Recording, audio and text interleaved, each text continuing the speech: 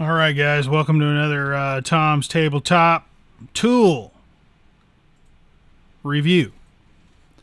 Put that pause in there for dramatic effect. Hope it gave you some tingles or something.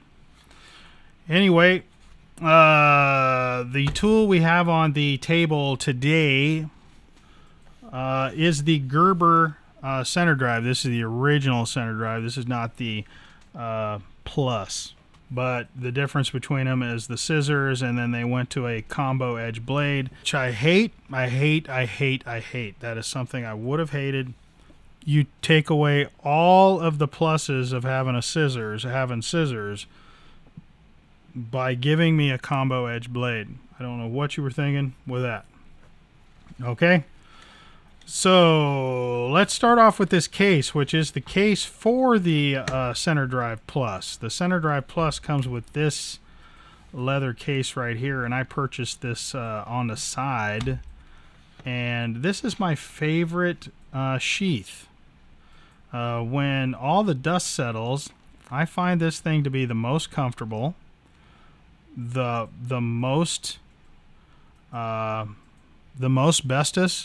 bestest mostest.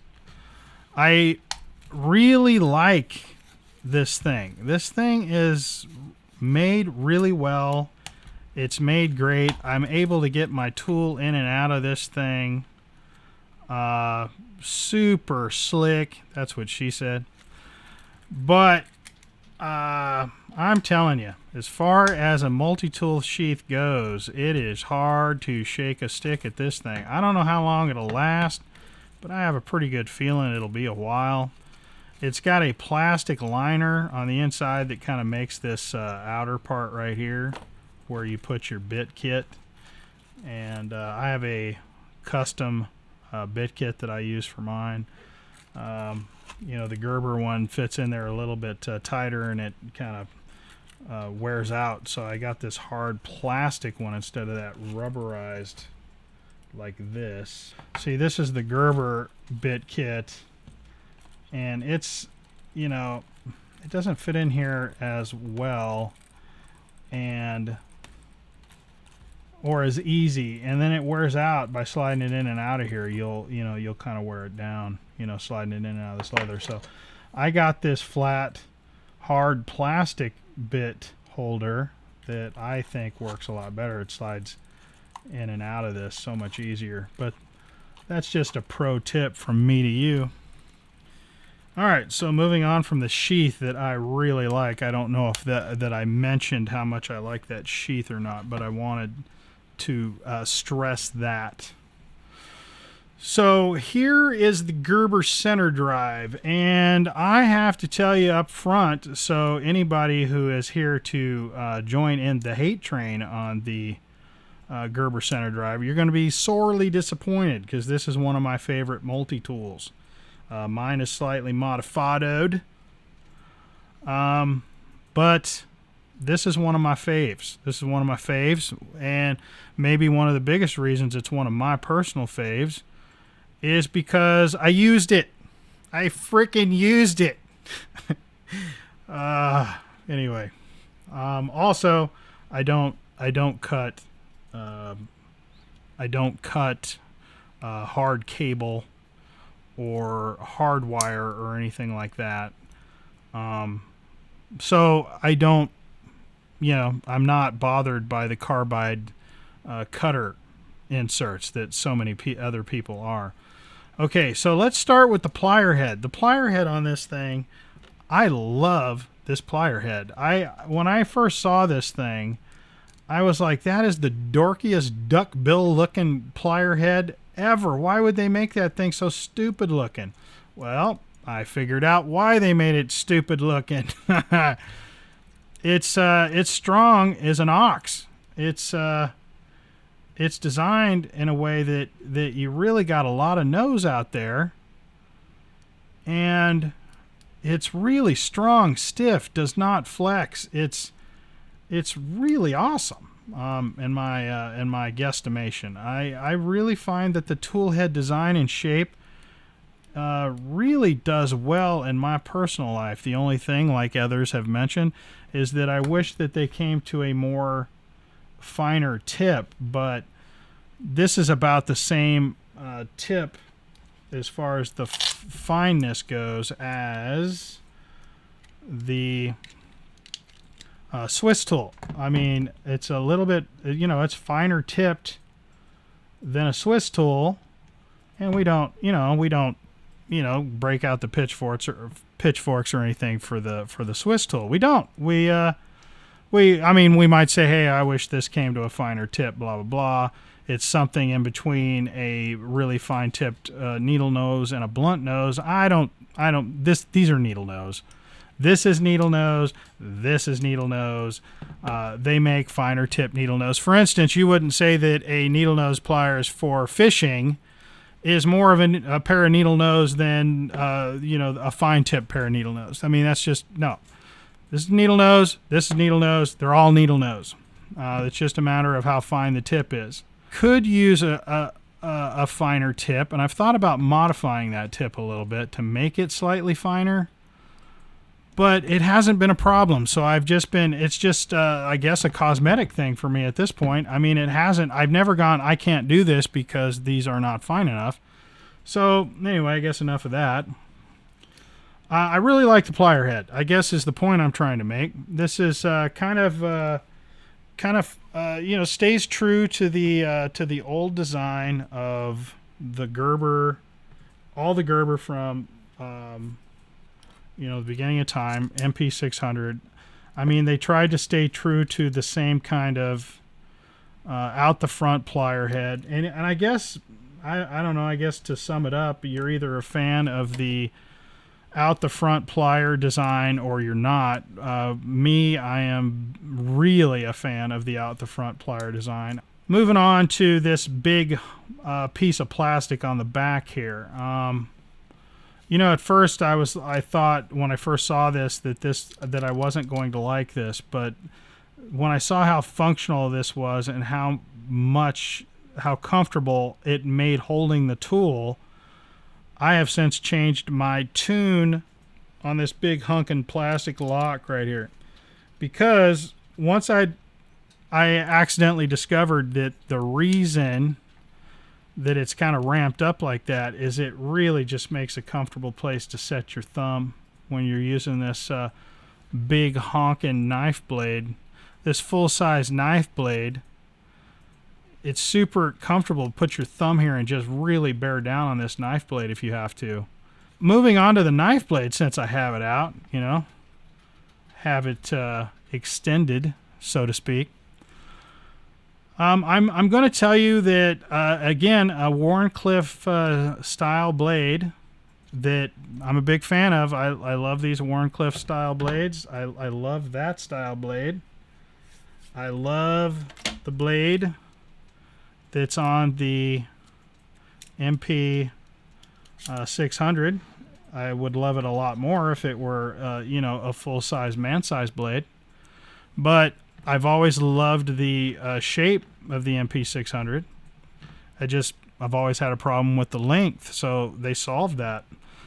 This knife comes from the factory, not very sharp. Mine didn't anyway. And I'm pretty sure they're all that way. I kind of have a different opinion of what sharpness is, I guess, since I got into sharpening knives, a while back.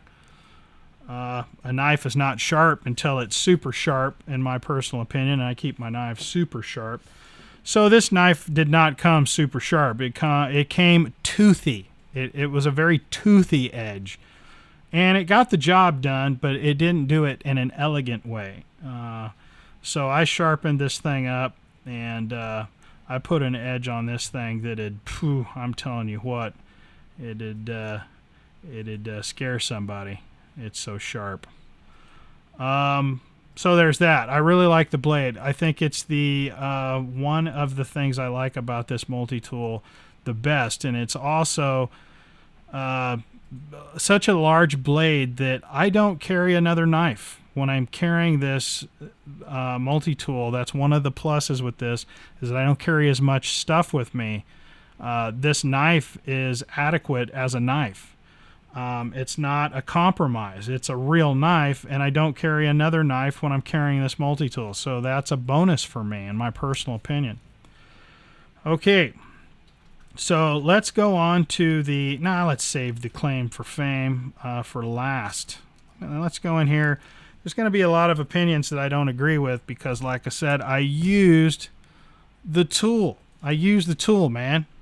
I didn't just unbox this, take it out of the package, and then make a video. I'm telling you, I've really used this tool.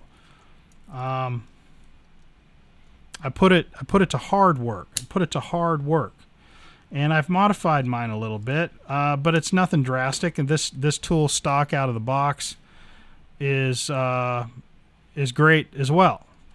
But the file is the same file that's in the MP600. I wish I had my black one so they kind of, but anyway, maybe the contrast will help this situation.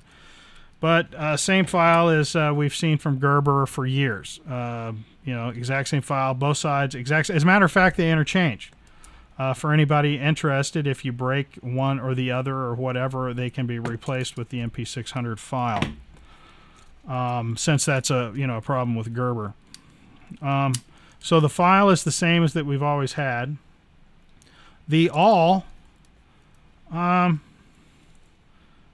don't know. It's not much of a reamer. You know what this is, in my personal opinion? I don't know if I would, like if you needed to punch a hole in something, as long as it wasn't super crazy, like you weren't trying to punch a hole in a 2x4 or something like that. I don't know. It's not much of a reamer. It has a angle on it. And I did try it, and I did not damage it like I did the frickin' Leatherman. That Leatherman P4 reamer. Oh my God. Oof. But anyway, this is more of a line marker, I think. I think it works really well for instance, marking lines for cuts and stuff like that. I think it works really well in that part of the reamer awl. Scratching a line or, making a hole through reasonable material, you're probably not going to have a problem. But the thing I want to point out is it's not as big. It's not as thick as that we're used to from from a reamer, but not the best reamer. I mean, it does the job for most people, but if you're going to really bear into this thing, you're probably going to bend or break the tip or damage it. But it's crazy sharp though. I mean, you could, I don't know. It's super sharp, but not thick enough for heavy duty hardcore use. So there's that. Now, this is a tool that's a bit of controversy that I've seen. Either you love this tool or you hate this tool. Now, again, this little pry bar thing is something I've actually put to work, and I didn't pull out nails with it. Why is everybody showing videos pulling nails out with this thing? Big O nails with it, and then they bend the tip of it and go, yep, see, it's just a piece of crap, freaking bend it, drive a nail all the way into a 2x4 and try and pull it out with this. I don't know, seems a little ridiculous, but I don't think that this is a nail puller per se.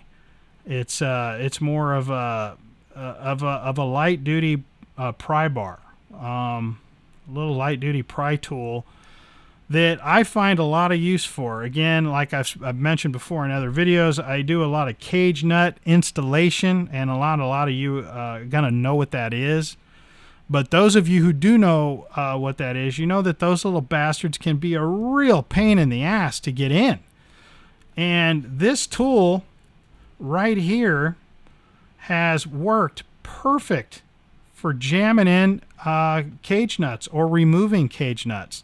It's one of the things that I do on a regular basis, multiple times a week. So I value something that is on my person that I can get out these cage nuts that is just easy for me to grab and go at it. And this thing works great. I've used it several times, And yeah, it's a little buggered up on the end here, but it's fine. It's fine. I've used the bejesus out of this tool, and a lot of people don't really find a lot of use for a pry bar, and that's fine.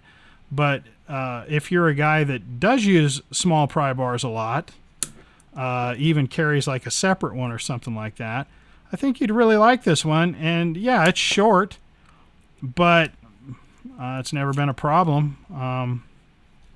I've never needed more reach. I've never like, oh crap, this is too short. But you know, maybe your mileage may vary. I don't know. I find that this is very useful. I wouldn't trade it. Okay, now on to the more controversial serrated blade. Now, this is the same serrated blade that we've seen for years, and either you don't know that because you've never carried a Gerber, but this is the same. This is actually a specialty MP600. This one here is a bit of a rarer bird, so it does not have the serrated blade in it. But the serrated blade and the center drive is the same one that's been in the MP600 for many years. It's the exact same blade, and all I did with this blade, it didn't come as sharp as normal, but all I did is I took maybe 5 minutes and sharpened this blade. Look at this hot pink 550 cord, just something I had sitting right here. I had to bend down. You heard me bending. And this serrated blade works fine. There's nothing wrong with it. If you know how to sharpen a knife, this serrated blade's nothing to cry about. It works as good as any other Gerber serrated blade. Is it as good as a Leatherman serrated blade? No. It's not. I'll admit that. But I don't use a serrated blade enough to give a shit either. I don't care. Is it as good as the SOG serrated blade? Well, there's a good question. Disregard SOG, but they shouldn't. They shouldn't disregard the SOGs, the older ones anyway. Here's a serrated blade from a SOG. I mean, yeah, it works just like that. I mean, it does the job, especially after I spent 2 minutes sharpening it. Yeah, so no reason to shed a tear over the serrated blade like I've seen in some of these reviews. It's just not an issue. It really isn't. Oh yeah, you got to do this one. This is a little bit of a dangerous multi-tool because if you forget which side, anyway, you'd probably have to wear some big boy pants to carry this around. This one's yeah, this one's more for the guys not crying about serrated blades. Anyway, let's go on to the thing that brought us to the party. Oh, there was one more thing I want to show you. Inside the other handle, normally in a Gerber out the front, you have tools in both sides, right? Normally, tools in both sides. This doesn't have tools on both sides because of the mechanisms. But it does have this bit holder for an extra bit. And then I got this freaking cool bit. And you're like, oh, what are you talking about? Cool bit. Well, I got a cool bit that won't come out, so I can show it to you. But look at this bit. It's got a Phillips on one end, right? And on the other, it's got a flat-headed screwdriver. But this is the same size as a regular bit. Check this out. So it's a double-ended bit that's the same length as a regular bit, maybe even a little shorter, maybe even slightly shorter, but it allows you to carry an extra bit right here on the tool. So it's got it's got a Phillips, and then the flathead in one bit, which is really cool. And I carry that as my my extra bit. You know, I put that in my extra bit category. You know, let me put the center drive away. Oh, I was trying to bend it the wrong way. Hilarious. I was like, well, it don't work. But that holds that in there beautifully. And then we got that extra bit. So now instead of 2 blades, I have 3. And you're thinking, wow, with my Leatherman, I've got 22 double-ended bits. Yeah, that's true, but they're not full-size bits, which makes them a little less great, makes them a little more sucky. So anyway, the thing that brought us to the party is the center drive part. A lot of people have commented, well, I wish it locked in the 90 degree so I could friggin', it doesn't, you lock it in the 90 degree, people snap this off left and right. So, yeah, there's a reason it doesn't lock in the 90 degree, obviously, because you would snap it off.